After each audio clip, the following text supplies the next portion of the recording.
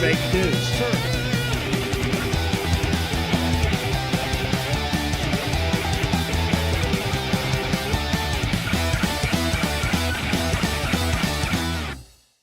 Guten Morgen, Brasília, estamos aqui de volta. Olha, pra gente estar aqui de volta, de fato, foi uma epopeia recentemente. Estamos aqui de volta, eu sou Flávio Morgenstern e você não é. Este, para quem não sabe, é o podcast do Senso em Comum. Neste podcast nós estamos certos. Se você discorda, você está errado. Nós fazemos sempre esse podcast com todo cuidado, esmero e ciência para você ficar mais inteligente e perder amigos no processo. Obviamente, vocês viram o que aconteceu nas nossas 3 últimas tentativas aqui, né, de gravar o podcast. Eu fiquei bem mal. Não sei o que eu tive, honestamente. Não era só uma gripe, não era um vírus comum, mas peguei uma virose desgraçada. Foi meio engraçada, porque eu tinha uma viagem marcada de fundos religiosos, né? Eu tinha que fazer essa viagem. Peguei uma virose desgraçada antes da viagem. Aí eu viajei. Aí eu peguei outra virose bem pior depois da viagem. Ainda bem que eu não foi ali no meio. Estamos aqui de volta, sabe? Foi uma tortura até nesses últimos tempos, sei lá, gravar Estúdio Oeste, sei lá, trabalhar. Aliás, ficar acordado tava sendo uma coisa muito, muito, muito complicada nos últimos tempos, sabe? Febre o tempo todo, aquela febre que. Aquele delírio febril meio estranho, né? Que você fica muito quente e muito frio e às vezes tudo ao mesmo tempo e não sabe o que tá acontecendo ali.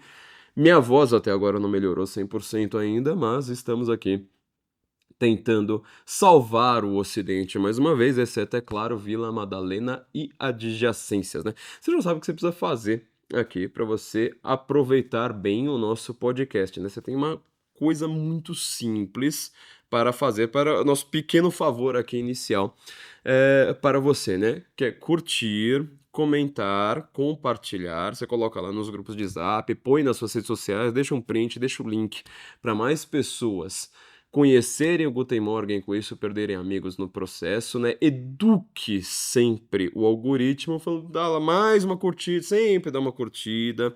Se inscreva no canal, né? Ativa o sininho de notificações. Deixe seu comentário ali só para o algoritmo entender. Olha, as pessoas aqui estão gostando do Guten Morgen, então precisamos mostrar esse conteúdo para mais pessoas. Não existe marketing pago o suficiente, fora que a gente não tem dinheiro, né? Pago o suficiente que valha, de fato, esse pequeno ritualzinho que você consiga fazer aí para nos ajudar, né? Queria também pedir, mais uma vez, nós temos aqui no nosso final de ano, né? Estamos aqui encerrando este ciclo de 2024. Foi bem complicado aqui pra gente, né? Já tinha comentado aqui no último episódio que a gente não sabia o que iria fazer para retomar o projeto do Senso em Comum. Então eu resolvi chamar o Daniel e o Ian aqui pra gravarem aqui pra gente, né? Mas eu preciso pagar esses caras. Não que eu acho que eu devesse, né? Mas eu, assim, infelizmente, não adianta fazer essa cara, Daniel. Infelizmente, preciso pagar esses caras. Então, assim, a gente pede um Pix. Foi a forma como eu encontrei pra colocar o projeto de volta no ar, né? Recomeçando de volta pelo podcast. Então, a gente sempre pede um Pix aqui pra você, sabe? Coloque uma mão na consciência e outra mão na carteira. Sempre faz uma diferença enorme aqui pra gente, porque é assim que a gente vai conseguir manter o podcast na hora, né? Chave Pix é flaviomorgen@sensoincomum.org. Morgen é M-O-R-G-E-N. flaviomorgen@sensoincomum.org. Assim você vai fazer aquele Pix de todo dia, né? Eu tô sempre aqui nos dando uma ajuda. A gente agradece todo mundo que nos ajudou esse ano, porque senão a gente teria ficado só um mês aqui e teria desistido de tudo. Então, é graças a você, graças à sua ajuda, à sua audiência, seus Pix e suas orações que a gente consegue manter esse podcast no ar. Então, por favor, faça-nos um Pix aqui, né, no final do ano, para a gente conseguir manter tudo no ar, continuar ativos em 2025, né? flaviomorgen@sensoincomum.org. Um último recado antes da gente começar. A gente colocou a formação Senso em Comum no ar de volta. O Guten Morgen Go, nosso curso fechado sobre a Primeira Guerra Mundial, né? Já estou cuidando da continuação, porque eu sei que já tem gente aí de olho. Não nessas semanas, obviamente, né? Mas já tô ali acertando como a gente vai fazer o próximo Guten Morgen Go também, a nossa segunda temporada para 2025.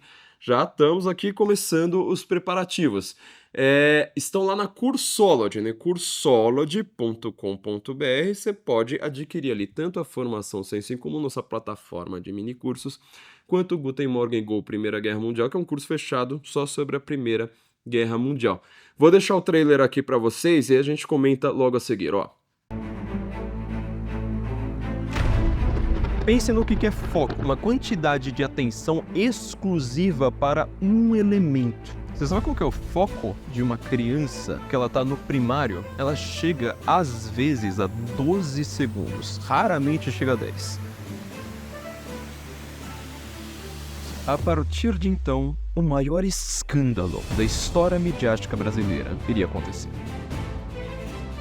Por isso que a rede social precisa de toda a sua vida privada. Ele quer saber qual marca de calcinha você está comprando, ele quer saber qual que é a sua cor preferida. O tipo de convívio que você precisa ter para você estar dentro de uma elite, porque se você convive, você tenta ter uma noção mais intelectualizada a respeito dos problemas do mundo, e você só conversa com gente que não tem os mesmos interesses que você está completamente lascado, né?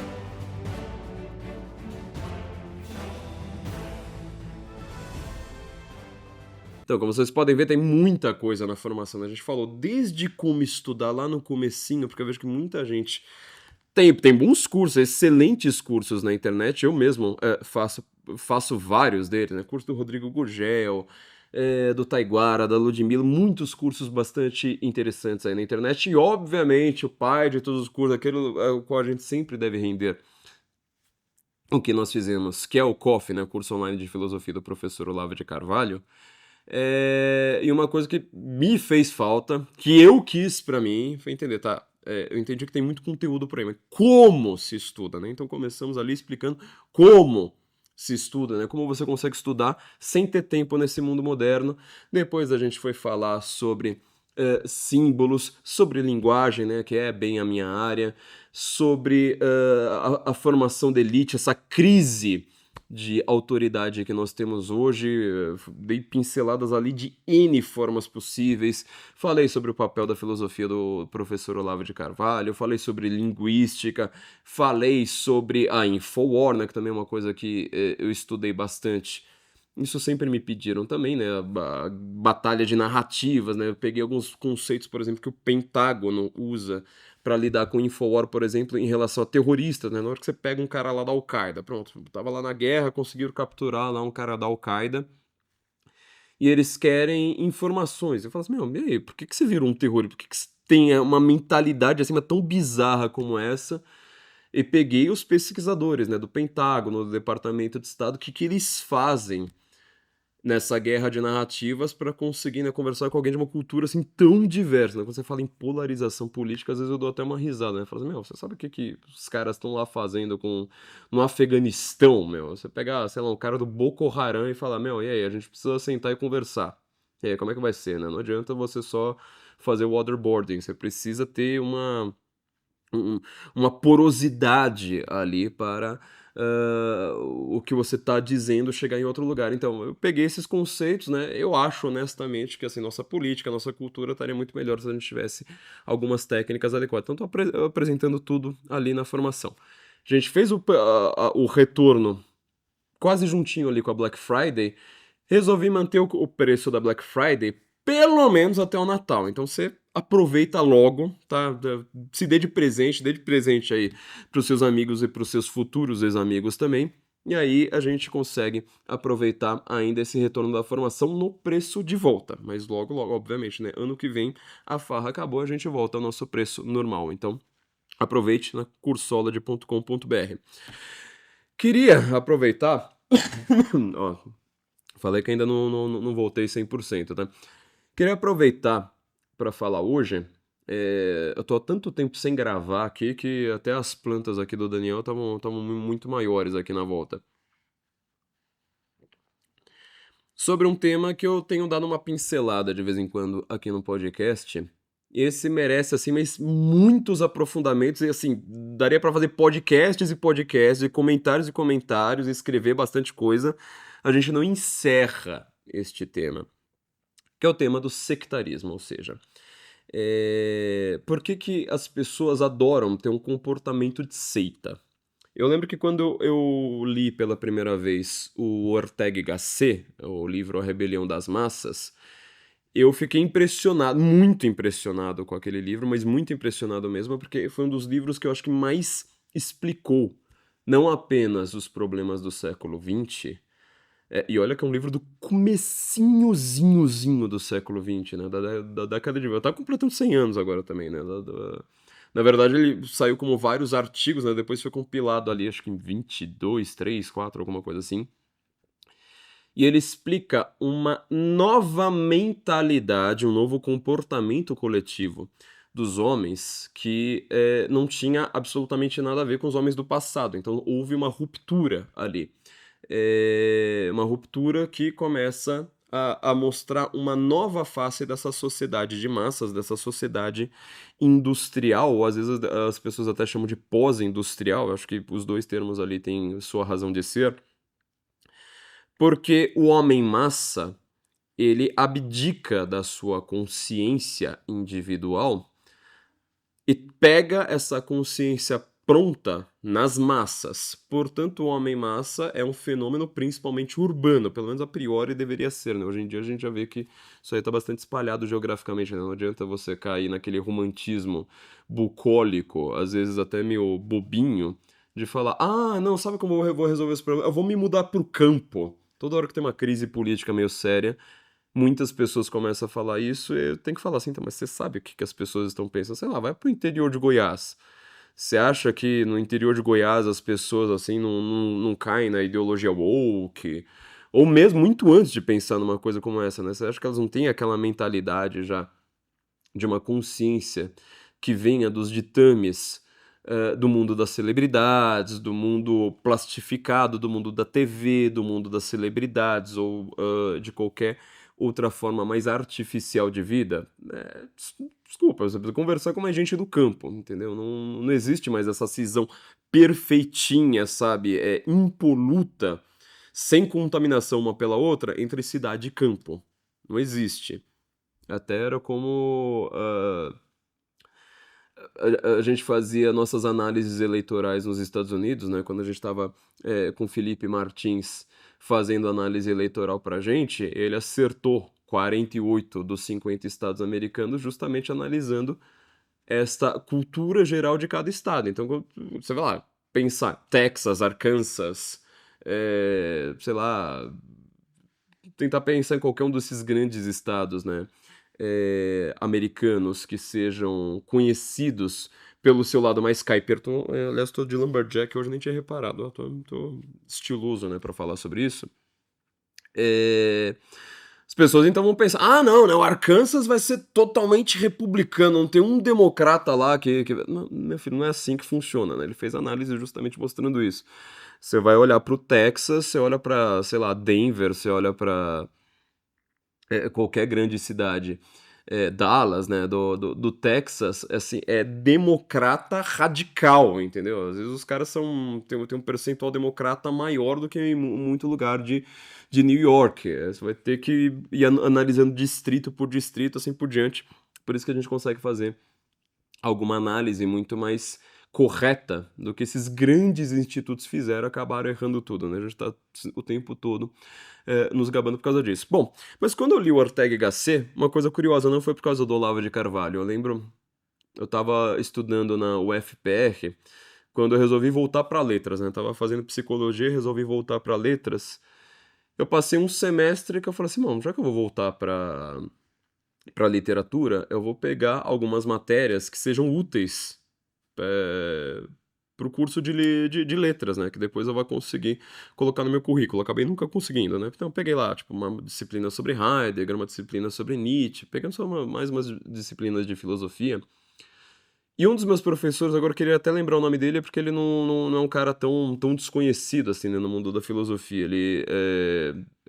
A aula dele era o Para Além do Bem e do Mal do Nietzsche, parágrafo por parágrafo, né? Cada aula dele pegava um parágrafo e falava, olha, vamos analisar aqui o estoicismo. O que que é o estoicismo? Eu dava aula inteira sobre, agora vamos analisar, né? Agora o Nietzsche está falando mal, sei lá, do determinismo. Aí uma aula inteira sobre aquilo, o que que era, livre-arbítrio, etc. Ele dava uma aula com panorama geral. E numa dessas aulas ele foi lá, comentou sobre a Rebelião das Massas, do Ortega y Gasset. Eu fiquei bem impressionado, assim, com o que ele tinha falado sobre o livro, falando, nossa, mas isso aqui explica, né, de fato, o que que está acontecendo ao nosso redor e por que que as pessoas têm essa consciência artificiosa, né? É uma consciência, não tem uma naturalidade, não tem uma harmonia, não tem nada, não tem um pensamento próprio. Ou seja, as pessoas elas seguem o fluxo. E esse fluxo, ele não é simplesmente ser Maria vai com as outras. O que o Ortega y Gasset estava explicando era uma coisa bem diferente, não tinha nada a ver com isso. Que ele falou assim, a massa, essa multidão, ela tem, é como se fosse assim, a quantidade tem uma qualidade em si. Qualidade não significa uma coisa necessariamente boa, né? Significa apenas que ela tem uma característica própria quando você vive neste ambiente massificado. Você começa a pensar, você começa a agir, você começa a ter crenças, inclusive, muito próprias, que são crenças da massa. O exemplo mais fácil que eu tenho é sempre a questão, por exemplo, do gosto musical. Eu adoro voltar sempre a esse exemplo.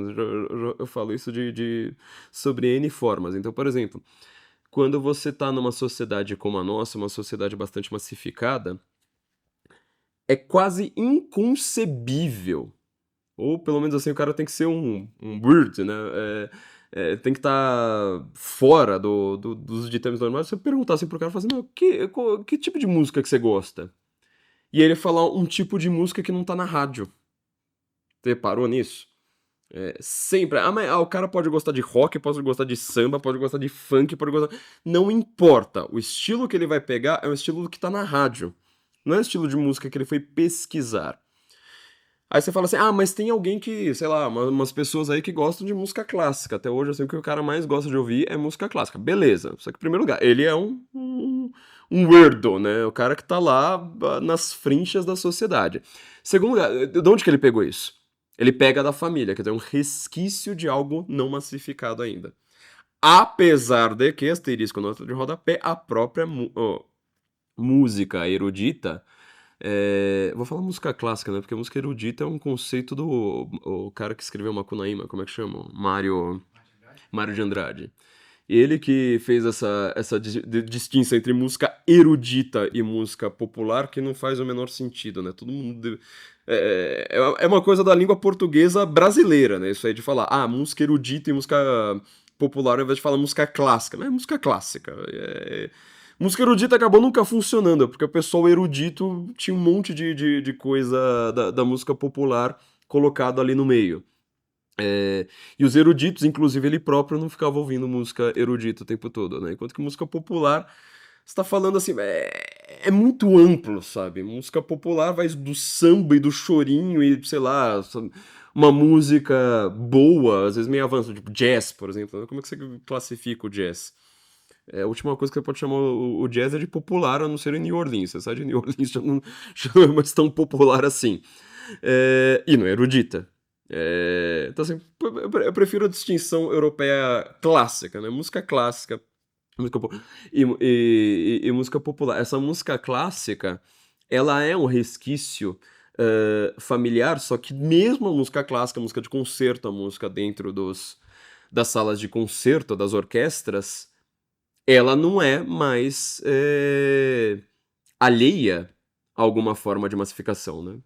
Se você estudar a história da música do século XX, não estou com a Sagração da Primavera aqui pra eu falar pela milésima vez só nesse ano deste livro, mas você vai ver influências ali, né?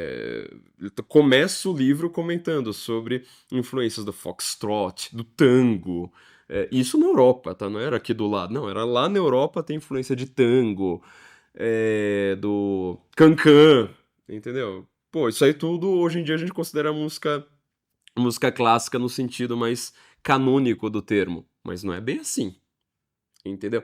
Mas enfim, voltando, né? As pessoas, elas o que elas gostam é uma coisa que vem do rádio. Para estar no rádio, você passou por um processo da indústria cultural anterior. Uma vez eu falei sobre esse negócio como uma crítica musical, não lembro onde, gente, desculpa, mas assim, é muito vídeo de vez em quando, né, entrevista, sei lá, eu não lembro onde. Aquele cara que se acha inteligente, um dos caras mais incultos que eu já vi na vida, né, o Henri Bugalho, vivia lá enchendo o saco do Olavo e o Olavo respondia. Como o Olavo respondia, deixou o Henri Bugalho conhecido. Hoje aparecem uns caras de vez em quando que fazem isso comigo, né? Tipo, vou tentar, né? Fazer a mesma coisa com o Flávio. Aí o Flávio responde e aí eu vou ficar famoso. Eu sempre respondo e não cito quem que é, né? Que é pra deixar esses caras no anonimato. Não quero cometer esse pequeno deslize que o nosso professor Olavo de Carvalho cometia, né? O Henri Bugalho, ele foi lá e fez um vídeo. Ai, o Flávio não percebeu, né? Ele tá fazendo.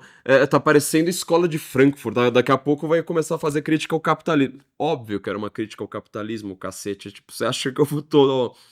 Você vai defender, sei lá, a música de Beethoven sendo capitalista? Só que eu tenho também minhas críticas à escola de Frankfurt, né? Quando você vai ver o que o pessoal da direita, o pessoal conservador, o pessoal da tradição, sabe? Padre. Você acha que eles estão defendendo lá o capitalismo musical, né? É coisa que só uma mente chonga como o do Henri Bugalho consegue pensar, né? Não, nós, pessoas que pensam de fato, estudam, analisam, sabe que a crítica à indústria cultural, ela sempre foi uma crítica dos dois lados, entendeu?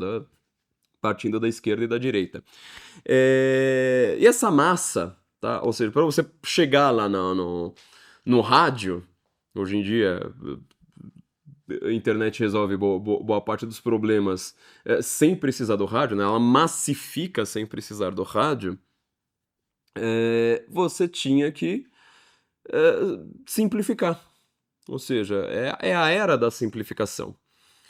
É por isso que você tem uma marca tão grande, né? Eu sempre falo sobre isso. Mais ou menos ali na Primeira Guerra Mundial, nesse período que a gente estuda tão pouco, só que se você for parar pra pensar, você estudou muito pra você passar no vestibular. Por que você estuda o modernismo, expressionismo, impressionismo, surrealismo, dadaí? Por que isso aí cai no vestibular? São marcas de ruptura com o passado. Ou seja, existia uma certa, não uniformidade, mas tinha um desenvolvimento intelectual, artístico, etc., por séculos e séculos, com todas as rupturas que você consiga pensar, mas é um desenvolvimento, uma linha correndo de um lado para o outro, até você chegar lá, bater nas portas do século XX. Quando você chega ali na última década do século XIX, nas duas últimas décadas principalmente, o negócio começa a virar uma maçaroca, uma zona desgraçada, e quando se consubstancia boa parte dessas ideologias na Primeira Guerra Mundial, vai ter uma ruptura tão grande com o passado que você começa a criar uma outra coisa. Um mundo completamente novo. Né? É o nome do livro do D.J. Meyer sobre a Primeira Guerra Mundial, né? A World Undone, né? Um mundo desfeito. E a primeira marca, obviamente além da democracia, né? Ou seja, você acabou com as monarquias do dia para noite ali na Europa e democratiza tudo e fala, pronto, agora é só democracia e todos os problemas do mundo estão resolvidos, porque como a gente já viu, não é só você falar democracia e todos os problemas estão resolvidos, tudo a gente começa a passar a mão nos tigres, nas ruas, né? Você chega lá nas árvores, essas árvores estão dando ouro, é esse o mundo da democracia. É também o mundo das massas. Bom, só que tinha um problema, né? Quando eu. Um problema não, né? Eu tinha um complemento pra mim, né? Eu falei assim, nossa, é muito interessante a gente falar sobre as massas. Só que tem um segundo comportamento que eu acho que ele merece um pouquinho mais de análise, que é o comportamento das seitas. Acho que ao mesmo tempo que existe o homem massa hoje, existe o homem das seitas.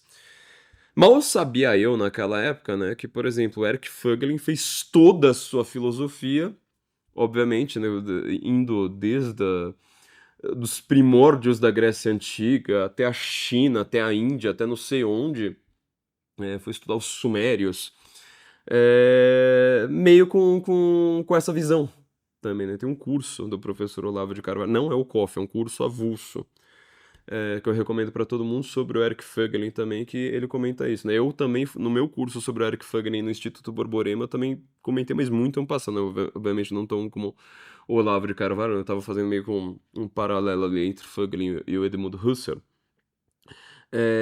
Mas ele analisa isso. É que ele estava analisando o gnosticismo, né? Não sei nem se vai dar tempo da gente comentar muito aqui. Mas ele estava vendo os movimentos políticos de massa. O Eric Fögelen é primordialmente. O que eu quero dizer é assim, ele parte de uma filosofia política para então analisar, melhor dizendo, ele parte de um problema político para então analisar filosoficamente vários outros aspectos que causem estes fenômenos políticos, né? E o fenômeno político que ele estava analisando era justamente o fenômeno das massas, dos movimentos de massa, comunismo, nazismo, vários movimentos deste tipo, e ele analisando que a maior parte desses movimentos eram respostas políticas a uma questão que não era exatamente política. Era alguma crise espiritual e alguma crise simbólica, alguma crise, às vezes, de linguagem anterior. Como as pessoas estavam em crise, elas não conseguem perceber, de fato, o que elas próprias têm a dizer, né, o seu próprio pensamento, e a resposta que elas dão é de uma força política pelas massas. Né? Então, dá um exemplo meio mais simples, né? Simplificando bastante o marxismo, que eu já acho uma filosofia extremamente simplória. O marxismo é resposta ao problema da desigualdade social, em teoria, tá? Então, assim, tratando aqui como uma coisa, vamos dizer assim, uma boa-fé exagerada, né? Uma bona fides que a gente nem precisaria ter nesse sentido. Mas o marxismo seria uma resposta ao problema da desigualdade social. Como ele é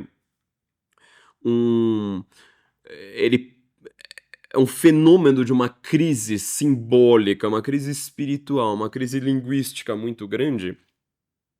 O Marx ele nunca vai conseguir entender, e assim quase nenhum marxista vai conseguir perceber, que existem problemas estruturais da sociedade que podem acabar gerando esse tipo de desigualdade social, vamos dizer, meio exagerada, que você tem na modernidade. E que o marxismo, ele assim, passou séculos já e não conseguiu nem encostar no problema. Não é nem que assim, ele deu uma resposta insatisfatória. Não, ele não lidou com o problema até hoje, né? O Erich von Kuehnelt-Leddihn também ele fala bastante sobre essa questão de como o marxismo ele pega, né, uma filosofia pop dentro do ambiente acadêmico. É isso aí, é uma filosofia pop, pro povão acadêmico. De uma maneira meio estranha, né? Porque você fala assim, mas Marx escreve tão mal, né? Tão truncado, tão... gosta de falar de uma maneira tão complicada, algo que poderia ser tão simples, por que ele que pega e não outros? E o Kuehnelt-Leddihn, ele tem uma frase famosa, ele fala assim, o marxismo é a única filosofia do mundo que você consegue explicar para alguém em 1 minuto.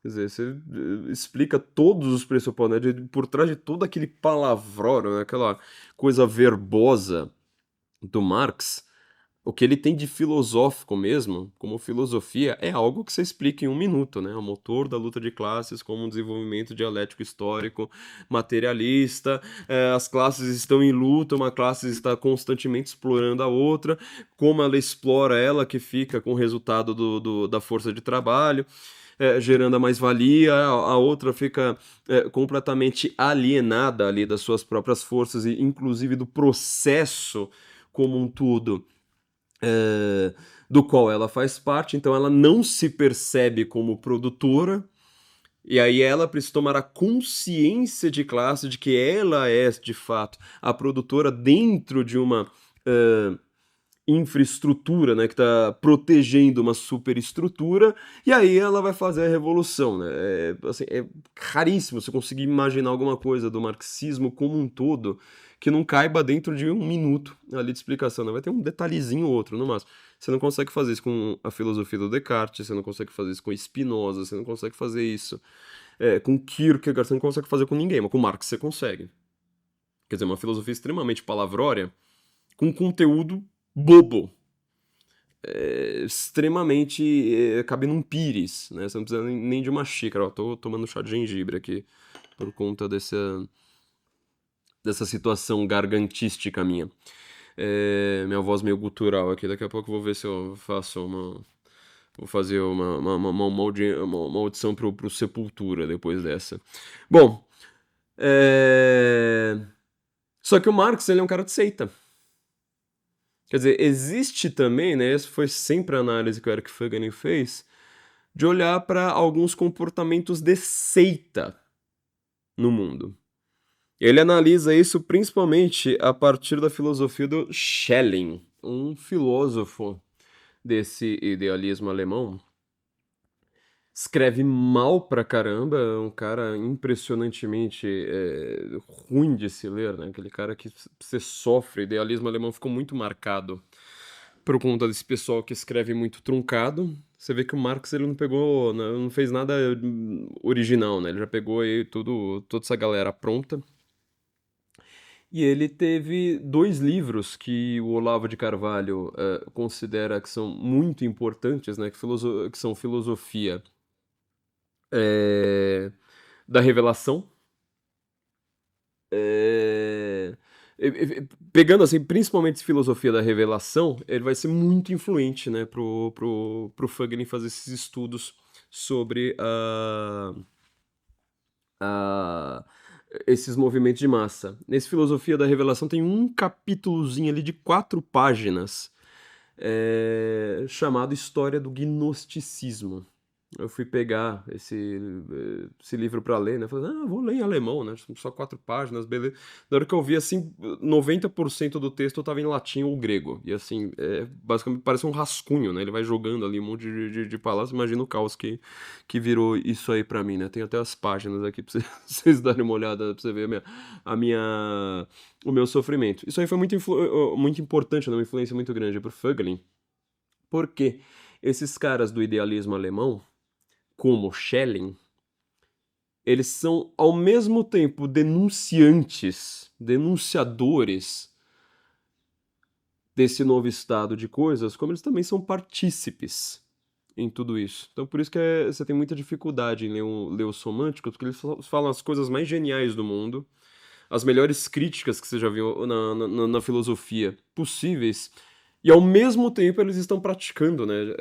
Aquilo ali muitas vezes. Tem muita coisa ali confusa, sabe? Você precisa. É um tópico para você ler com extremo cuidado. Talvez seja a parte mais difícil de ler da história filosófica. Sei lá, não diria recente, né? Mas em toda a história filosófica, justamente por conta disso, né? As coisas mais sensacionais e ao mesmo tempo coisas que te enganam ali constantemente. Fögelen foi lá, deu uma depurada nisso aí. E ele foi fazer uma história do gnosticismo, porque ele estava preocupado mais ou menos com essa questão de seita. Ou seja, existem seitas que mandam no mundo. Esse movimento, não apenas um movimento de massa, mas muito do que a gente vê como um fenômeno de autoritarismo político, de mudanças sociais, de você estar fechado em um grupo que ele aparentemente detenha alguma sabedoria secreta e proibida e superior às outras, isso aí foi determinante para o século XX, para os movimentos de massa do século XX. Então, eu acho de fato que a gente precisa estudar cada vez mais esse movimento muito difícil e muito complexo, esse movimento sectarista, né? Fögelen se focou muito no gnosticismo. Ele analisou a história do gnosticismo, né? Fez um desenvolvimento a partir ali de uma pinceladinha de nada que o Schelling tinha dado e desenvolveu aquilo ali para N fatores. Só para dar um exemplo de como isso se estende pela humanidade, quando você vai ler a Bíblia, tem um livro ali que eu acho que é muito explícito nesta questão de você ser tanto, né, partícipe quanto você acabar sendo um denunciante, né, que é o livro de Isaías. O livro de Isaías no Antigo Testamento ele é o livro que mais se parece com o Apocalipse, ao meu ver, né, muito simbólico, uma linguagem, acho que talvez seja o livro com a linguagem mais simbólica do Antigo Testamento, né, aquela coisa de falar de estrelas e falar, ele nem sempre é claro, né, a revelação que aparece ali ela aparece com muitos símbolos.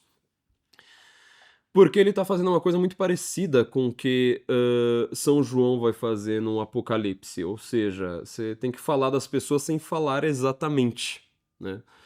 É, Até, por exemplo, no Apocalipse de São João, tem o capítulo 12 é o capítulo que mais divide evangélicos e protestantes, né? Os católicos e os protestantes. Porque você vê uma descrição ali minuciosa, né, da Virgem Maria. Olha, ela que teve o Salvador no seu ventre, ela que apareceu o dragão e quis comer o seu filho. E aí ela foi para o Egito. Quer dizer, tá uma descrição exatamente do que você vê ali na Bíblia do papel da Virgem Maria. E esta mulher que tal, tal, tal, depois de varrer um terço das estrelas, tal, tal, tal, tal, ela é coroada no céu. Então ela que recebe a coroa dos céus. Mas não aparece a palavra Maria em nenhum momento. Porque ele tá preso. Ele tá preso ali na ilha de Patmos, um lugar vulcânico, horrível, né? Um lugar terrível ali para você passar o final da sua vida. São João foi o único dos apóstolos que não morreu ser viciado, né, com alguma tortura horrorosa para causar a sua morte. Ele ficou preso, então ele escreve tudo, né, dessa forma. Não escreve assim, Jesus, por exemplo. É uma crítica que eu tenho, né? Já que não aparece o nome de Maria, também não aparece o nome de Jesus ali. Tá falando do Salvador da humanidade, mas então não aparece nenhum dos dois nomes. Ele aparece de uma. Escreve isso de uma maneira cifrada, né? Os católicos falam assim: ó, tá aqui, ó, tá a Bíblia mostrando que a Virgem Maria foi coroada como Rainha dos Céus. Os protestantes vão falar assim: então, mas como eu não vi o nome de Maria, então exclui. Exclui ali o papel de Maria, ela não significa absolutamente nada no céu, na história da salvação ou coisa do tipo. Bom, o livro de Isaías ele é meio parecido, né? Se você pegar o comecinho ali do livro de Isaías, principalmente, você vai ver quase uma confissão, né? Ó, eu que participei aí de toda Esbórnia, tava nesse caos aí, comendo solto, eu sou um participante disso agora, convertido, santificado, etc. Vou apresentar algo dessa revelação. Tá? A revelação, então, nesse sentido, ela pode ser, como ela é gradual, né, ela vai aparecendo um trechinho aqui, daqui a pouco tem outro trecho, daqui a pouco tem outro símbolo de revelação aparecendo ali em outro canto, assim por diante. Você pode interpretar, principalmente no livro de Isaías, que ela é uma revelação contra muitas dessas seitas que estão aparecendo. E boa parte disso que o Fögelin vai chamar de gnosticismo, de uma grande e ampla história do gnosticismo. O que seria isso de fato? Uma coisa absurdamente complexa, demorada para a gente aprender, mas que eu posso falar de uma maneira muito en passant é o seguinte: no gnosticismo seriam tendências, né? Gnóstico, ou seja, conhecimento. Né? Você vai ser salvo, a forma como você vai ser salvo é por um conhecimento secreto, um conhecimento proibido. Então, boa parte disso que você vê no mundo, ou vê em livros, por exemplo, na verdade é uma aparência. O real sentido daquilo ali, ele está acessível apenas a quem tem uma mente iluminada, superior à matéria. Então, uma das primeiras coisas do gnosticismo tradicional, vamos dizer assim, é uma negação da matéria, uma negação daquilo que você vê, uma negação da realidade na prática, porque por uma iluminação, tá? É esse o termo que eles usam constantemente, você vai ter uma releitura diferente. Então, por exemplo, boa parte dessas seitas pegava a Bíblia, pegavam os textos canônicos, isso já antes do Novo Testamento, tá? Estamos falando dessa história de salvação de uma maneira bem antiga, tá? Isso, assim, também, né, acontece com a Bíblia, acontece na Grécia, acontece em Roma, então, né, o lar do gnosticismo supremo, né, essa era ecumênica que vai se levantar. Então você ignora, fala, aqui a Bíblia está dizendo tal coisa, ou o texto está dizendo tal coisa. Mas se você tiver uma iluminação por um monte de práticas espirituais, materiais, não sei mais o que só a nossa seita tem, você vai perceber que tem um sentido oculto aqui E este conhecimento é que vai te dar a salvação de verdade. Ou seja, o gnosticismo, ele acredita de fato em uma superioridade espiritual meio escondida, né? Seja em texto, seja em prática, seja em N formas ali de comportamento. O que incomoda tanto o Fögelin é que boa parte dessas... Boa parte não, né? A forma como essas práticas se dão é uma forma de você ter um conhecimento nas mãos de uma pequena elite. Esta elite é que então vai determinar os sumos de fato, a interpretação correta de tudo da humanidade. Inclusive interpretações, né, da revelação sagrada. O que você vai fazer então com textos, né, que não sejam de revelação? Por exemplo, Constituição, né? Constituição, ela diz tal. Ó, a Constituição aqui está dizendo que funciona dessa forma, que a distribuição de poder ela funciona assim. Mas uma elite iluminada específica, que ela tenha lá suas práticas e que, portanto, ela seja iniciada em determinados ritos, ela é capaz de interpretar aquilo ali e falar assim: não, na verdade, sabe aquela coisa lá que diz que o direito à liberdade de expressão é garantido? Então, não é bem assim, porque a elite ali, um pequeno grupinho. Só que para você fazer parte desse grupinho, assim, não é voto, não é sorteio, não é? Ah, olha, agora tem um presidente lá que ele vai indicar alguém lá para aquele grupo da interpretação aceita. Não, não, tem todo um rito, tem toda uma ritualística ali para você fazer parte de um grupinho fechado.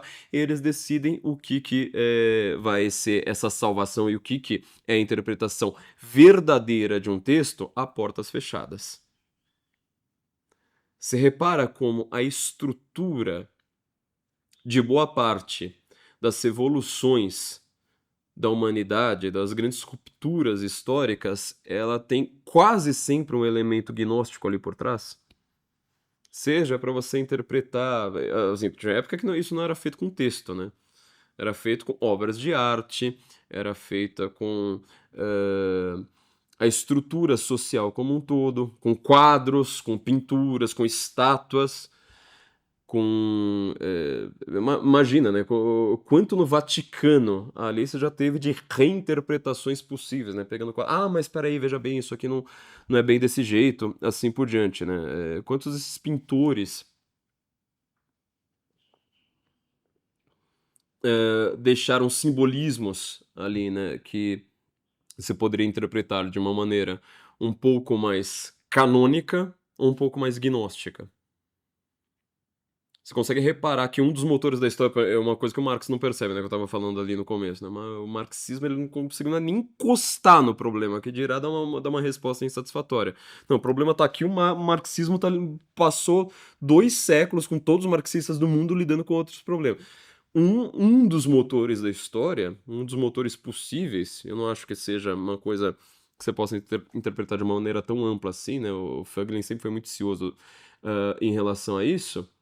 É a questão interpretativa de símbolos, ou seja, nós vamos interpretar esses símbolos de uma maneira canônica, discutida, tradicional, com várias pessoas analisando isso através dos séculos, e fazermos parte, tomarmos uma consciência histórica, fazermos parte dessa discussão histórica também, ou vai ser uma ruptura e agora nós vamos analisar... não, peraí, ó, um grupinho aqui fechado decidiu que o símbolo, na verdade, ele significa outra coisa.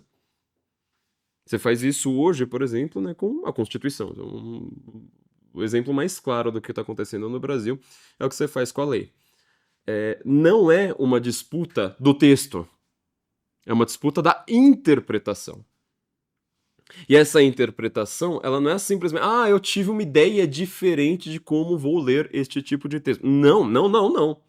É uma coisa bem diferente.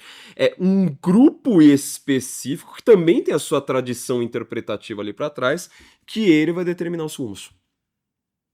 E ele vai chegar a este conhecimento por uma iluminação. E repara bem, né? Quantas vezes eu frisei esse termo?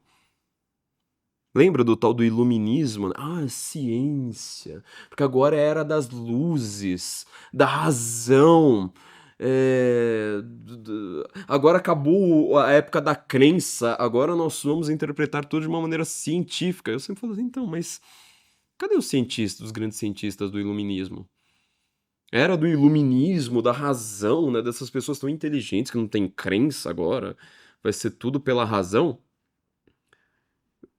Eles legaram uma grande ruptura científica, por exemplo, né? Conseguiram romper o átomo ali, ou...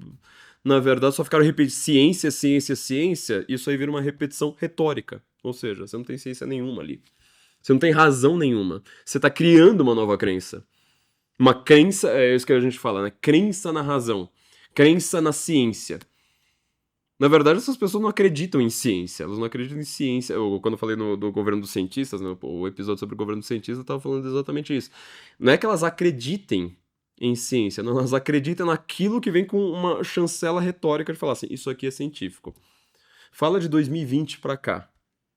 Você percebeu como a ascensão desse gnosticismo virou a determinação do mundo? Ou seja, você só tem um conhecimento válido se você tem esse conhecimento secreto de um grupo fechado. Eles que vão determinar quando você pode sair de casa. Eles que vão determinar se isso aqui é válido ou não. Ah, mas não tem experimento científico. Eu quero agora a cauda longa. Eu quero... Não, peraí. Um grupo de políticos falou e está falado.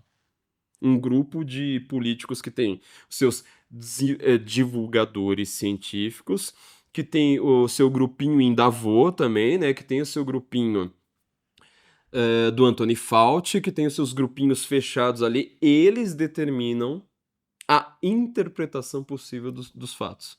Aquilo que cai dentro do gnosticismo, isso aqui é válido. Isso aqui vai te salvar. Salvar, inclusive, você materialmente, né? Salvar seu corpo. Mas tem que ser a interpretação possível dali. Se você tiver qualquer política, qualquer pensamento, qualquer divergência, você é um anticientífico, você é um negacionista, você é um antidemocrático, você é um anti não sei mais o quê. Você reparou como a estrutura do pensamento e da estrutura do poder hoje é completamente gnóstica? Vamos fazer uma pausa? Quero só lembrar, né? Nós temos um meu processo aqui correndo que o Caetano Veloso moveu contra mim, né? A gente moveu todas as peças que nós poderíamos juridicamente para lidar com esse processo. Eu queria agradecer aqui formalmente a todo mundo que me ajudou nesses últimos meses, né, em relação a este processo. Obviamente, vocês já sabem, né, aquilo ali começou por causa de uma discussão envolvendo o Queer Museum lá em Porto Alegre, depois teve a exposição do Peladão no MAN, que não foi só no MAN também. E um músico de MPB, né, chamado Caetano Veloso, ele defendeu naquele negócio. Eu tava lá defendendo pessoas que tinham acabado de ser processadas pelo Caetano Veloso, e eu escrevi uma frase que eu não sabia que ele me dá tanto problema na vida, né, que é: digam o que Caetano Veloso é e coloquem nos trending topics. Os antigos trending topics do Twitter. Foi exatamente o que aconteceu, né? Começaram a citar uma hashtag, falam que eu que criei, tenho provas que não fui eu que criei. E fui processado em 120 mil reais, né? A gente quase tá chegando perto ali de chegar nos primeiros 100. Só que tem problema, né? Agora, pro pagamento, tá vindo agora, esse valor vai dobrar. Pelo menos dobrar, né? Porque aí vem juros, correção monetária, custos do processo, etc, etc. Então eu queria pedir para vocês agradecer a todo mundo que fez um Pix aqui pra gente, né? Criei um Pix só para este processo, que é Flávio Martins, trad, T de tatu, R de rato, A, D de dado, @gmail.com. Neste Pix, tá? Tem a vaquinha aqui também, né? Do site Vaquinha. Mas neste Pix você consegue fazer uma doação só para este processo. E como eu falei, o que eu quero agora é, de alguma forma, a gente vai pegar esse dinheiro e falar assim: olha, eu quero doar este dinheiro para criancinhas vítimas de pedofilia. Encontrei uma associação aqui em São Paulo que lida com isso, inclusive com criancinhas do Haiti. tá? Quem não sabe, São Paulo tem uma imigração, né, haitiana muito grande, mas lida com criancinhas do Brasil inteiro. Eu quero pegar esse dinheiro e doar para criancinhas vítimas de pedofilia, tá? Você doa ali, né? flaviomartins@gmail.com. Vamos ver se a gente consegue doar esse dinheiro para criancinhas vítimas de pedofilia. Caso não consigamos, eu vou pegar esse dinheiro e colocar na conta bancária de Caetano Veloso, né? Ao invés de ir para as criancinhas, vai para o Caetano Veloso. Vamos ver qual vai ser o prognóstico que a gente vai conseguir, mas peço, né? Agradeço a todo mundo que doou até agora e peço para a gente conseguir agora a segunda metade, né, do que vai ser este processo. Bom, vamos lá. Continuando a nossa questão filosófica aqui, Fugel, então, ele percebeu que boa parte do movimento, os movimentos de massa, eles também tinham esse caráter sectário, né? Um caráter de seita, um caráter de, olha, eu aqui na minha seita, eu tenho a capacidade de salvar a humanidade. Como que eu salvo a humanidade? Com mais poder político. Você concentra todo o poder político nas minhas mãos e aí eu vou salvar toda a humanidade. A primeira internacional comunista, para quem não sabe, ela teve problemas justamente por seita secreta, né? Os caras que falavam, eu faço parte de uma seita aqui para a gente conseguir materializar o comunismo. Você só precisa aqui da ajuda da minha seita, aí o outro começa a brigar com outra seita. Foi exatamente uma briga desse tipo. Eles fizeram a segunda internacional comunista exatamente para tentar falar assim, vamos ver aqui quem é que vai ganhar o negócio. Meu episódio famoso, episódio 38, né, que eu tô explicando, será que o nazismo é de extrema direita, igual ficam dizendo por aí? Eu peguei toda a análise simbólica, fiz uma análise simbólica bem longa sobre os símbolos que o pessoal lá da Alemanha de 33 usava, pra falar assim, olha, vamos ver se esse negócio aí é tradicional, igual vocês pensam, ou se é uma coisa de uma seitinha sectária. Russos, hoje, né, estão fazendo a mesma coisa. Por que que o movimento do Dugin, do Alexander Dugin, o movimento do eurasianismo russo, hoje, ele fala tanto em caráter espiritual? Dugin é a pessoa mais materialista que existe no planeta Terra, né? Mas por que que ele fica falando o tempo... porque o espírito... É mais ou menos igual o Hegel fazia, né? Invocando o espírito alemão. Ele nunca fala espírito, por exemplo, né, como a sua alma individual. Não, o espírito coletivo dos povos. Mas que ele precisa mandar em todos esses povos a partir ali do seu gabinete em Moscou. Assim por diante. Só que tem um problema fundamental. O espírito de seita, ele está muito longe de ser uma coisa unicamente estatal. Ou seja, de ter uma violência política partindo unicamente do Estado. Você reparou como hoje tudo virou seita? Você abre o Instagram, o que você vai ver dos grandes influencers do Instagram, né? Os caras vão lá te dar uma receitinha de bolo falando, olha, como que eu vou salvar a sua vida? Como que eu vou te introduzir à vida intelectual, né? Os caras que nunca leram nada do que o Olavo estava recomendando, agora pega essa expressãozinha, né? Vida intelectual e fica lá vendendo no Instagram. Como que eu vou agora cuidar da sua personalidade? Agora eu vou salvar a sua família. Tudo isso, você vê, é a mesma estrutura de poder. Para você ter alguma salvação possível, seja da sua alma, seja da sua família, casamento, filhos, educação, você precisa se filiar a uma seita. É por isso que o Instagram hoje, eu não tenho nada contra você vender no Instagram, eu vendo no Instagram. O que eu tenho contra é o modelo herbalifeização da vida no Instagram. Quer dizer, você não consegue mais vender, você não consegue mais comprar. Você precisa virar membro de uma seita com carteirinha, com não sei mais o que, com rituais, com vocabulário específico, para então você fazer parte da seitinha desses caras. Vamos dar uma analisada nisso, então? Uma coisa que tem acontecido muito, então, é você transformar qualquer coisa em uma seita. Infelizmente, isso tem virado uma coisa bem comum, por exemplo, né, na venda dos infoprodutos católicos no Brasil, né? A gente tem até chamado isso de teologia da prosperidade católica, né? Os gurus, influencers, esses caras todos, eles vendem a coisa às vezes mais óbvia, mais, sei lá, autoajuda nível 1, sabe? Como se fosse uma salvação. A salvação pelo conhecimento, né? De novo, um gnosticismo, um conhecimento secreto, que se você fizer parte, né? Se você seguir lá o seu influencer preferido, aí você vai entender sobre temperamentos, aí você vai entender sobre as 12 camadas da personalidade, né? Que o Olavo tinha deixado de graça ali para todo mundo. E esses caras vendendo como se fosse uma coisa caríssima. Nossa, mas você precisa ver, esse cara tá salvando almas. Você já ouviu isso aí, né? No Instagram é muito comum, né? Ah, ele está salvando almas. É um movimento gnóstico, que ele não é estatal, né? Queria até agradecer a Julis Freitag, que ela passou isso aqui pra gente, né? O psicólogo Robert Lifton, o Dr. Robert Lifton, ele tá vivo ainda, tá com quase 100 anos, mas tá vivo.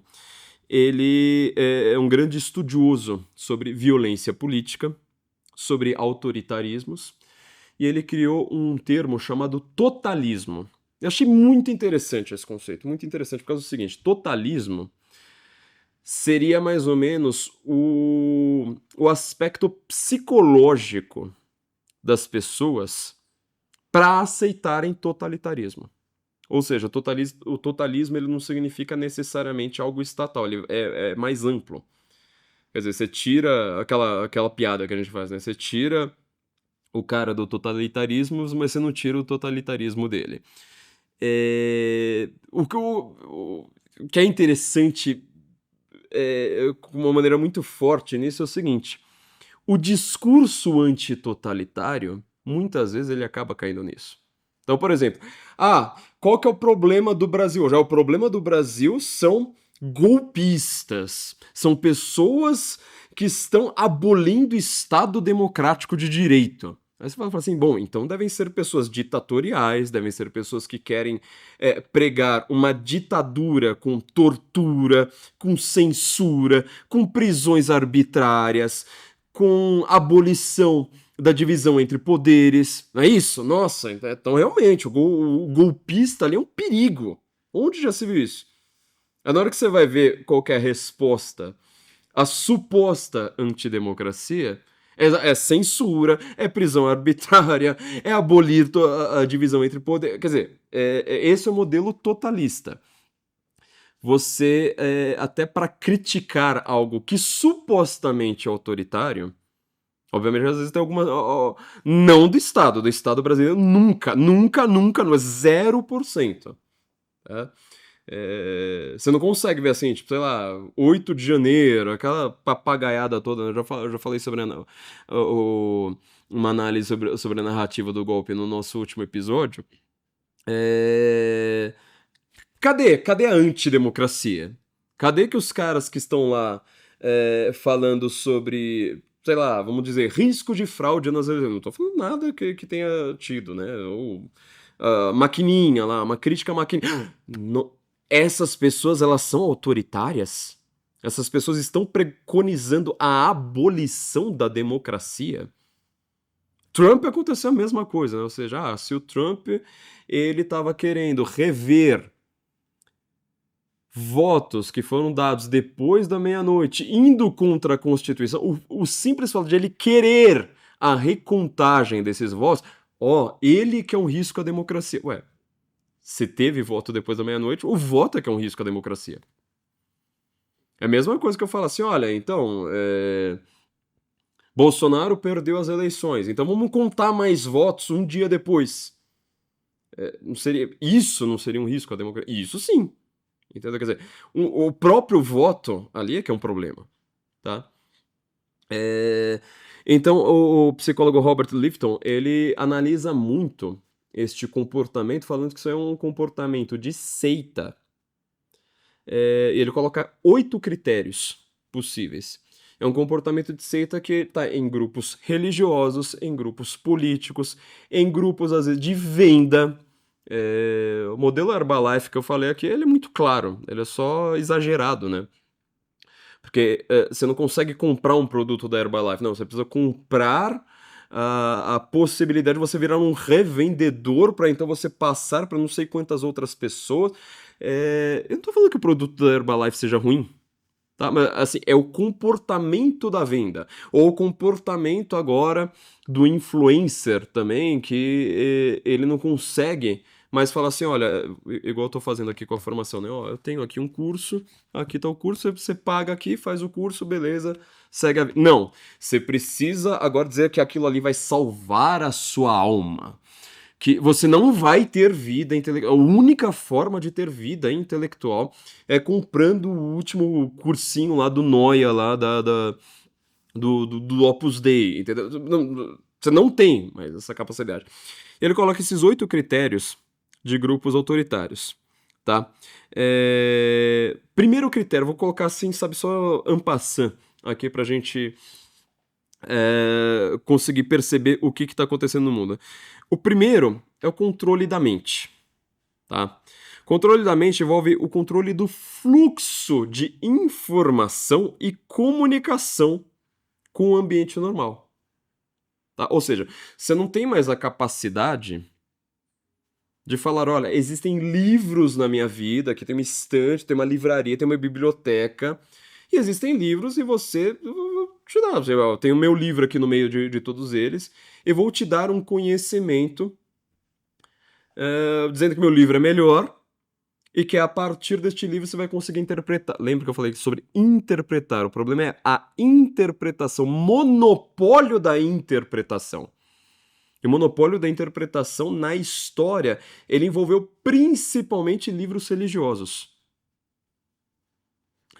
Ele pode ser uma interpretação canônica. Aqui eu dando uma espezinhada aqui nos meus amigos protestantes, uma interpretação canônica. Eles falam, então é a interpretação canônica católica do Papa. O Papa mal interpreta o livro, honestamente. Não é a função dele ficar interpretando o livro. É uma tradição de conhecimento com vários teólogos em discussão, eles não se entendem também entre si, né? Assunção da Virgem Maria ao céu, será que todo católico concordou com isso? Bom, São Tomás de Aquino, simplesmente o doutor angélico, o doutor supremo da Igreja Católica, ele fala que ela é impossível. Na Suma Teológica ele está dizendo que é impossível. Por outro lado, outros teólogos estavam em discussão falando, não, aconteceu de fato, por causa disso, disso, disso, daquilo. Então, quer dizer, uma interpretação lenta, demorada, distendida por séculos. Isso é uma interpretação tradicional, não é uma única pessoa. Agora, quando você chega lá e fala assim, olha, eu aqui interpreto que aconteceu dessa forma, pronto, você abdicou de uma discussão. Essa é uma interpretação gnóstica. Eu tenho um conhecimento secreto, escondido, iluminado, que eu só tive acesso por uma ritualística, um grupo específico com poder político absurdo e, portanto, agora eu te dou a interpretação e abdico. Você não mais pode interpretar. Você não vai mais ficar lendo São João da Cruz. Você vai ler aqui só o que eu quero. Isso é uma interpretação gnóstica. Isso acontece com N tipo de textos, obviamente. Na história, o Kenneth Ledin fala disso, né? Que boa parte do que foi uma aparente discussão política na história, na verdade, foi uma discussão teológica. Às vezes um assunto nada a ver, você tinha um teólogo ali por trás. Tinha uma discussão teológica ali por trás. Mas isso acontece hoje, né? Por exemplo, você vai lá e fala assim, olha, para você interpretar a Constituição, você tem o quê? Doutrina. Doutrina significam vários juristas com longas discussões, distendidas por décadas e décadas e décadas. E você pode pegar lá um trecho da doutrina, ver se a doutrina está batendo com o texto, se ela está congruente ou se ela está em desacordo. E aí, a partir desta doutrina, é que você vai lá e dá uma interpretação possível para o texto, ou seja, uma coisa canônica, lenta, demorada. Ou será que você simplesmente vai lá dar uma canetada e fala assim, agora uma decisão jurídica falou que a Constituição está funcionando dessa forma? Aí é gnóstica. É uma gnose que sempre, necessariamente, vai dar extremo poder político concentrado para aquela mesma pessoa. Tá? Então esse controle do que você pode ler, do que você não deve ler. Por que que isso está afetando os católicos também? Hoje, uma dessas formas de controle, de você transformar esta disputa interpretativa em uma coisa totalitária, ela se baseia numa espécie de puritanismo. Ou seja, se você vai ler sozinho, se você vai, sei lá, ler algum autor, ver algum filme que não bata 102% com uma questão doutrinária minha, com a minha doutrina, aí você não pode nem ver. Né? Do tipo, olha, sei lá, vamos ver a série The Chosen. Será que a série The Chosen ela bate com a doutrina católica? Ó, tem essa cena aqui que não bate. A Virgem Maria ali teve dores de parto, segundo a doutrina da Igreja Católica, ela não teve. Não tá tá em doutrina, não tá em texto. Não tá em texto revelado, né? Então, tipo, veja a série, mas... Não pode, nem encoste. Nem encoste. Eu tive uma conversa recentemente, por exemplo, sobre se é lícito você dar aulas para crianças sobre folclore. Ou seja, vamos dar aula de folclore brasileiro? Ah, não, mas teve aquele influencer lá, sabe aquele que parece o Harry Potter? Então, tem aquele influencer lá que ele falou que não pode. Então não vamos. Tá, teu filho, então ele vai chegar aos 16 anos, tá lá quase fazendo vestibular, ele não sabe nem o que é um saci. Funciona? Pense se funciona ou não. Pense se isso é uma questão doutrinária, lenta, demorada, etc, etc, ou se isso é uma loucura. Esse tipo de gente, pra você ter uma ideia, eu tô apontando aqui especificamente nos católicos, é um tipo de gente que não conseguiria interpretar a Divina Comédia. Eles não conseguem ver a Divina Comédia como, sei lá, o Papa Bento XV fez, que ele chamou, né, deu um apelido ali pra Divina Comédia e fala assim que ela funcionaria quase como uma espécie de quinto evangelho.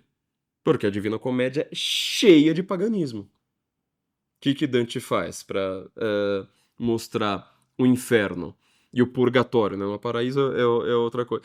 Ele pega a história antiga, reinterpreta aquela história antiga, ele pega a mitologia greco-romana e coloca dentro do inferno. Tá lá o rio Letes, o rio do esquecimento. É uma questão pagã. Tá lá no comecinho do inferno, né? Você vai esquecer da sua esperança. Ele pega a Górgona, pega o Ciclope, pega, sei lá, várias das figuras mitológicas estão lá dentro da Divina Comédia. Para esse tipo de pensamento, usando aqui é, quase um exagero, né? Quase uma hipérbole, você não pode nem encostar. Porque se você encostar num pensamento que ele não seja revelado, nossa, né? Onde já se viu? Manipulação mística, segundo critério aqui, né? É a manipulação de experiências que pareçam ser espontâneas, tá? Mas que elas, na verdade, foram orquestradas por grupos e seus líderes, né? Obviamente, para demonstrar uma autoridade divina ou um avanço espiritual.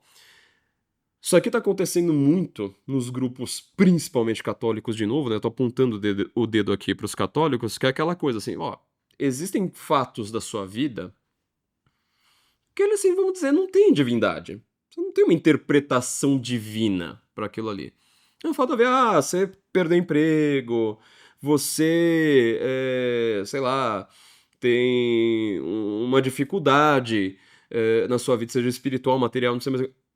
Essas pessoas elas vão lá, chegam no Instagram, acordam e falam: sabe, gente, eu quero mostrar a minha vida normal. Eu estou sofrendo ataques espirituais. Sabe por quê? Porque eu tenho uma missão. Então os demônios estão aparecendo. Gente, os católicos que estão fazendo isso, eles estão idênticos à Igreja Universal. Idênticos ao Edir Macedo. Mas assim, não tem diferença nenhuma, zero. Assim, a coisa mais comezinha, simplória, prosaica da vida, para eles precisa ser sempre interpretado de uma maneira grandiosa, mística. Olha, tem uma lição de moral aqui. Eu vou ensinar para vocês. Cada uma das cagalhadas lá daquele líder de seita supremo, né, do católico líder de seita supremo, você pode reparar, ele vai lá, faz uma live logo depois. Live extremamente demorada falando dele próprio, porque eu mesmo, olha, eu preciso falar de mim, olha, eu mesmo. Cara, isso é o contrário da cidade de Deus, do Agostinho. O que Agostinho tá dizendo? São duas cidades concomitantes. É o que ele fala de Roma. A Roma convertida no final do Império Romano. Existe a Roma voltada para Deus, ou seja, que você abdica do seu ego e olha para cima, olha com amor para algo acima de você, ou existe a cidade das pessoas que olham para si próprias. Quando você olha para si próprio, você está obedecendo não à cidade de Deus. Virou a cidade mais materialista possível. Você repara, eu queria falar sobre o Jardim das Aflições a segunda vez ou terceira já que eu trago o Jardim das Aflições, achando que eu vou conseguir dar uma comentar. Que esse livro é difícil mesmo, né? Difícil, ele é claro, né? Mas ele são temas mais avançados. Mas o que o Olavo está falando sobre o ensaio, né, sobre o materialismo e a religião civil aqui? Que boa parte do discurso espiritualista desta nova era, né? Seja programação neurolinguística, seja espiritismo, seja várias dessas seitas moderninhas que se dizem espirituais, iluminadas, elevadas, é o discurso mais materialista possível. Quer dizer, bem ao contrário do que as pessoas pensam, essa cisão entre materialismo e espiritismo, ela é muitas vezes uma discussão da boca para fora. O comportamento dessas pessoas desse tipo de seita é idêntico. Olha que perigo, né, que a gente está vivendo seguindo esses coaches, influencers aí no Instagram. Terceiro, demanda de pureza. Aqui é bastante curioso porque em determinados ritos religiosos isso é bem famoso. O puritanismo ele é a própria definição disso, né? Mas assim, o mundo ele é visto como preto e branco, tá? Preto e branco. E seus membros, eles são constantemente exortados a se conformar à ideologia do grupo numa perfeição. Que para mim, acho que além da pureza, é a perfeição. Porque pureza dentro do cristianismo, a gente associa a palavra pureza a não ter pecados contra a castidade, né? Mas assim, é uma pureza em outro sentido que é demandada aqui, ou seja, pureza de você não ter nenhuma discordância do seu líder. Nunca, nunca, de maneira nenhuma. Você pode pegar seu líder religioso, né? Como os católicos têm feito aí com esses influencers, e falar assim, olha, mas você reparou que esse tal de coaches aí, eles falaram uma besteira um dia, trataram mal um seguidor. Não, é porque ele tem uma missão. É porque ele é uma pessoa tão elevada. Se você discordar um milésimo, nossa, você que é uma pessoa que estava precisando, olha, ser mais como é inveja. Entendeu? Esse tipo de pureza, uma pureza meio ideológica também. E isso vem atrelado, obviamente, à confissão. Confissão não no sentido católico, purgar os meus pecados, trazendo-os à consciência, escalonando, segundo, né? Tipo, será que isso aqui cai neste mandamento? Será que vai para aquele lado? Você vai lá escalando, fala assim, olha, isso aqui, meu tipo de problema é tal, o que eu fiz foi tal. Não. É uma confissão meio pública. Dostoiévski, principalmente na obra Os Demônios, mas você também vai ver isso nos Irmãos Karamazov, principalmente nas cenas do Alyosha, ele fala bastante sobre isso. Ou seja, a confissão ela é pública, sabe? São atitudes, né? São falhas que você precisa ir em público e se purgar. Caso mais claro que a gente viu sobre isso, talvez, tenha sido nos julgamentos da Revolução Cultural Chinesa. A primeira cena daquela série, O Problema dos Três Corpos, pior que eu achava que iria desenvolver isso, acaba não desenvolvendo nada, né? É isso, é um julgamento coletivo, ou seja, você vai lá, o professor de física, vamos ver o que o professor de física que coloca um chapéu de burro, né, nele, já espanca ele, o cara tá lá de joelhos na primeira cena, eu falo assim, o professor de física, confesse o que você falou aí pros seus alunos. Ele vai falar assim, eu confesso que eu acho que o darwinismo é uma explicação adequada. Gente, isso é imperialismo ocidental. O que mais você falou? Eu acho que a teoria da relatividade do Einstein tá assim, meu Deus, mais imperialismo! E tome porrada e porrada e porrada até a hora que ele morre ali no espancamento na primeira cena da série. Esse é o tipo de confissão, quer dizer, uma purgação De novo, né? Lembrando da estrutura do gnosticismo, você purgar, expurgar, né? No caso, pela própria matéria, ou seja, espanca ali o cara. Politicamente isso tem acontecido também, é muito forte, né? Ah, você agora vai ter que fazer o curso da democracia. Você vai ter que chegar agora em público, fazer uma confissão de 17 crimes, dizendo ali que você fez uma abolição violenta do Estado Democrático de Direito, portanto eu estou justificado em te mandar 40 anos para cadeia. Isso ainda não tem acontecido no Instagram, mas assim, acho que logo, logo vai ter as suas versões, sabe, desse tipo de coisa. Quinto critério, a ciência sagrada, tá? A doutrina do grupo é considerada a última verdade, tá?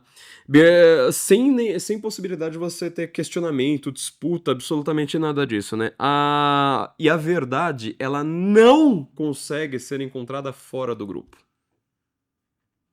Isso aqui, pra mim, é o Instagram declarado. Principalmente essa bolha católica do Instagram. Ou seja, eu vou te mostrar a verdade sobre a doutrina, não sei mais o quê. Cara, a doutrina tá em não sei quantos textos, teólogos, estudiosos, não sei mais o quê.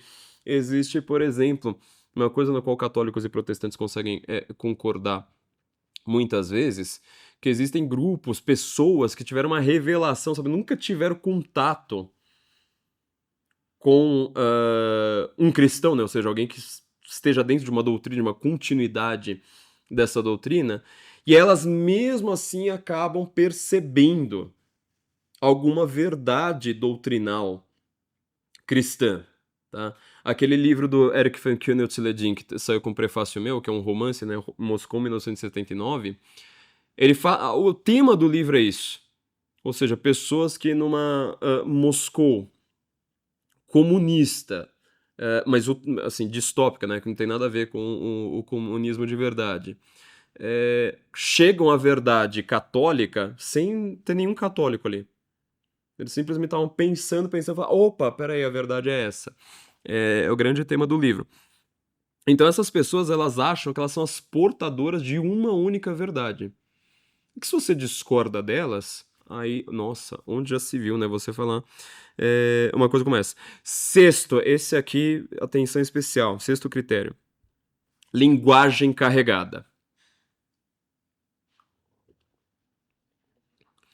Linguagem, né? Esse grupo ele interpreta tudo com uso de palavras e frases de modo que o resto do mundo não consiga compreendê-los. Esses jargões consistem principalmente de clichês que encerrem o pensamento. Quer dizer, você não consegue mais pensar a partir do momento que você usa esse tipo de clichê. Jardim das Aflições, do Olavo, ele começa criticando o Peçanha, né? Foi uma palestra do Peçanha que ele viu sobre Epicuro, no qual ele estava analisando justamente aquilo. Ele falou assim, o jargão do cara, ele não tá fazendo uma referência ao meu pensamento. Ah, você pensa A, eu penso B. Tá aqui, ó, a questão em disputa clara para nós. Não. É um jargão que faz uma referência ao seu inconsciente. É igual venda. É igual venda Herbalife, né? Olha, é a sua última oportunidade. Se você não comprar o meu curso agora, você não vai salvar sua alma. É o casamento ideal. Ah, e sei lá, agora meu novo curso de aborto, então não falem sobre outros temas, né? Porque só aborto importa lá no Rio Grande do Sul. Então se você falar sobre alguém que está sofrendo no Rio Grande do Sul e que não envolva aborto, olha, você é uma pessoa imoral, você é uma pessoa baixa, você é uma menina mimada. Entendeu? É exatamente isso. Linguagem extremamente carregada. O que é bastante curioso é que este fator da linguagem carregada, eu queria fazer um comentário aqui rápido ao doutor Lifton, né, Robert Lifton, é o seguinte: esse tipo de linguagem é o tipo de linguagem eu chamo de histérica. Uma mulher histérica, na verdade, hister significa útero em grego, né? Por isso que a histeria estava muito associada a um comportamento feminino. Hoje em dia, eu acho que muito pelo contrário, né? Tá, sei lá, os coaches de Instagram, eles são muito mais histéricos do que qualquer outra pessoa. Cara que fala gritando na live, né? Sabe? Você conhece isso aí muito bem. O cara que trata todo seguidor como se fosse lixo, né? Porque eu tenho uma missão aqui, ainda preciso transformar vocês, deixar de serem quadrúpedes pra virarem pessoas como eu, e não sei o que. Na hora que você vai ver, o cara não tem livro publicado, até o CRM dele, você olha e fala assim, isso aqui tem treta aqui por trás, entendeu? Esse tipo de linguagem carregada é o tipo de linguagem histérica. Uma pessoa histérica, ela só trata de extremos. Acho que todo mundo já deve ter tido algum amigo, né, algum conhecido que seja assim. O cara não consegue falar de nada normalmente. Tipo, olha, você quer uma água ou você quer uma Coca-Cola? O cara vai lá e faz uma lição de moral sobre a indústria, não sei mais o que. Cara, eu não tô afim de ter conhecimento seu nenhum, sua mula. Eu só quero uma informação básica. Sabe? Se você não quiser nada, você que se lasque, entendeu? São pessoas que tudo pra elas é um motivo carregado, sabe? Ah, eu estou lutando aqui contra os demônios. Eu estou salvando as almas. Eu vou te explicar alguma coisa, vou te ensinar alguma coisa. É o que mais tem nessa bolinha católica. Uma linguagem que ela dá um caráter de urgência, né, de aparente urgência, de aparente grandiosidade a coisas mais bobinhas do mundo, né? Inclusive um desses influencers recentemente apareceu um vídeo desses caras pra mim, né? O cara tá lá falando, o que que é magnanimidade? Magnanimidade é a capacidade da alma de fazer coisas grandes. Eu falei, nossa, mas tipo, definição de dicionário, né? O cara falando como se fosse assim uma coisa tão pernóstica, né? Tão secreta, tão estudada, né? Por exemplo, ganhar uma corrida. Eu falei, cara, é esse exemplo que você tem pra me dar de grandiosidade da alma? É ganhar uma corrida? Você não consegue falar de, sei lá, uma pessoa que passou 10 anos cuidando da mãe no hospital, sabe? De uma mãe com Alzheimer, de alguém que sofreu um acidente e tava lá em coma no hospital e o cara tava lá visitando pelo menos toda semana. Esse exemplo é ganhar uma corrida. Entendeu? É uma linguagem carregada para conteúdo do tamanho do negócio lá dele. Sétimo critério, a doutrina sobre a pessoa, né? As experiências pessoais dos membros são subordinadas à ciência sagrada, né? Qualquer experiência contrária precisa ser ou negada ou reinterpretada, né? De acordo com essa doutrina do grupo. Isso aqui eu acho que ficou bastante claro para todo mundo, né? E assim, o oitavo critério também tá sendo muito forte nessa bolha, que é a dispensão da existência. Ou seja, você não precisa ter uma existência normal. Sabe, assim, tipo, você que se divertiu jogando videogame quando você era adolescente, você viu não sei quantos filmes que não tinham nada a ver com a sua doutrina. Não tem nada disso. Isso aí você nega, você finge que não aconteceu. Você vai ver se o grupo permite isso aqui ou não, tá? Vale muito mais do que a própria existência. Então, assim, são esses 8 critérios, tá? Do Dr. Robert Lifton, ele mostra muito como a nossa bolinha católica, infelizmente, tem virado exatamente uma seita. Não é mais um conhecimento entre outros, não é mais algo que te eleve, que te permita uma ascensão. Não, é simplesmente uma obediência cega a um grupinho fechado, que, assim, como todo líder de seita, o líder do grupo é uma besta quadrada. É simplesmente uma besta quadrada que aprendeu a ficar repetindo os mesmos temas que fazem referência, não estão chamando a atenção da sua razão, mas da sua emoção. Oi, pessoal, tudo bem? Ludmila Grilo falando aqui. Eu estou passando aqui no Senso em Comum para dar um recado para você que deseja migrar para os Estados Unidos, Portugal ou Espanha e não sabe nem por onde começar. Você que está assustado com a insegurança jurídica no Brasil, com a instabilidade política e econômica, ou você que simplesmente quer vivenciar novas experiências profissionais e pessoais no exterior, entre em contato com a Imigrex Global. A Imigrex Global é uma empresa sediada na Flórida e especializada em imigração de brasileiros nos Estados Unidos, Portugal e Espanha, com atendimento 100% em português. Além dos vistos mais tradicionais baseados em trabalho e qualificação, A empresa também atua em asilo político e tem expertise nesses casos que envolvem o Brasil. Se você está interessado e quer saber se você é elegível para um dos vários tipos de visto disponíveis, manda uma mensagem para o WhatsApp +1 407 490 1897. Repetindo, +1 407 490 1897. Então, gente, é isso. Eu espero que tenha explicado para vocês por que que este comportamento de seita ele tem se tornado um problema muito grande para a gente. E você pode reparar como ele está espalhado por diversas estruturas, seja estrutura política, seja estrutura cultural, o comportamento dentro das redes sociais, ele virou extremamente sectário também.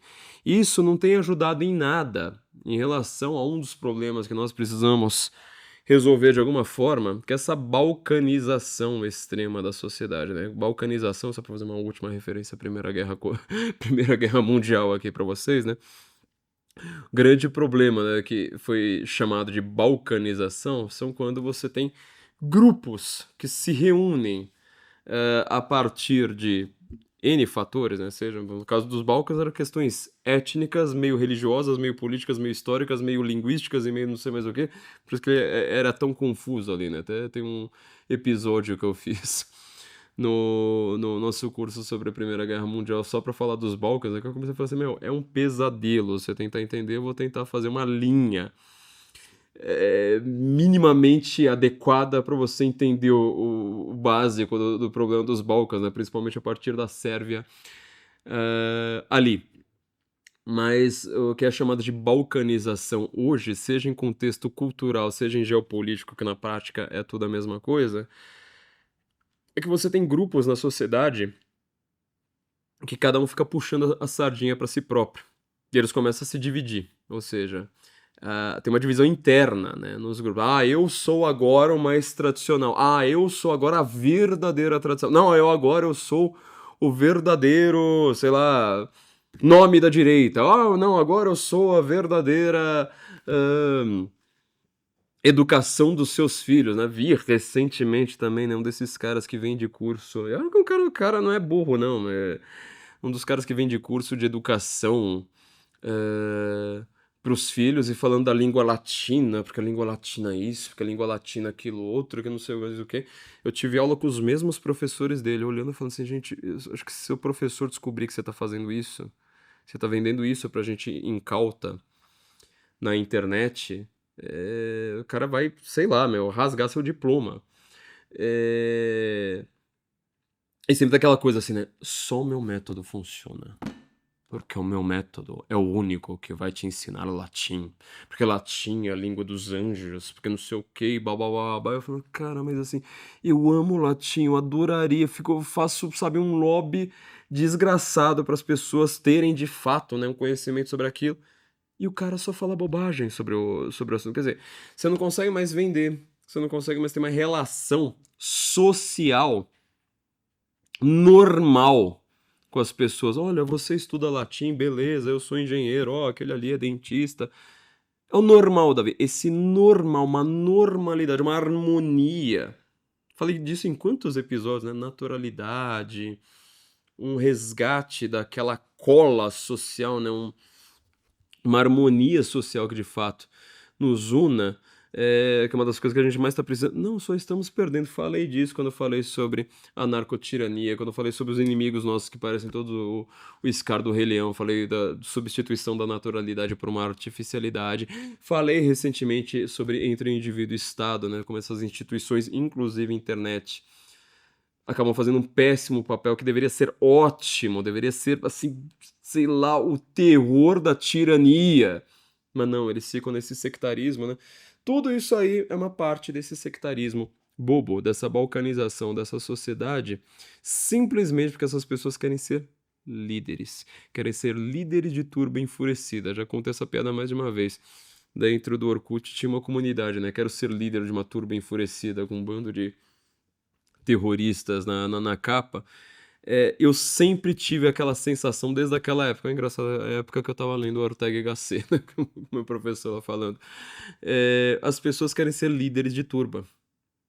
Elas querem ter um pequeno exército para chamar de seus, né? Ah, meus seguidores aqui. E isso aí é extremamente lucrativo, né? Vai ver quanto que esses mongos que ficam vendendo esse tipo de besteirol na internet, né? American Pie versão católica, vai ver quanto de dinheiro que eles estão recebendo por mês. Você vai ficar impressionado. Os caras comprando um apartamento de luxo por mês, sabe? Simplesmente porque as pessoas querem fazer parte de uma turba enfurecida com um líder, né? Tem uma frase do Lacan falando sobre... Lacan é uma das pessoas que eu mais detesto na humanidade, né? Falando sobre maio de 68, que ele diz, né? Vocês são histéricos em busca de um líder. Vocês o terão. É exatamente o que está acontecendo aqui, tá? Gente, não se esqueça do nosso Pix. Então, aqui tá flaviomorgan@sensoincomum.org. Esse é o Pix aqui do canal de todo dia. E lembre-se também, né, de nos fazer um Pix pelo nosso querido processo, né, envolvendo o Caetano Veloso, que nós queremos dar esse dinheiro para criancinhas vítimas de pedofilia. Vamos ver se a gente consegue convencer alguém sobre isso, né? Do contrário, nós vamos dar esse dinheiro para Caetano Veloso. Aí o Pix é Flávio Martins Trade, T de tatu, R de rato, A de dado, @gmail.com. Nós nos agradecemos muito.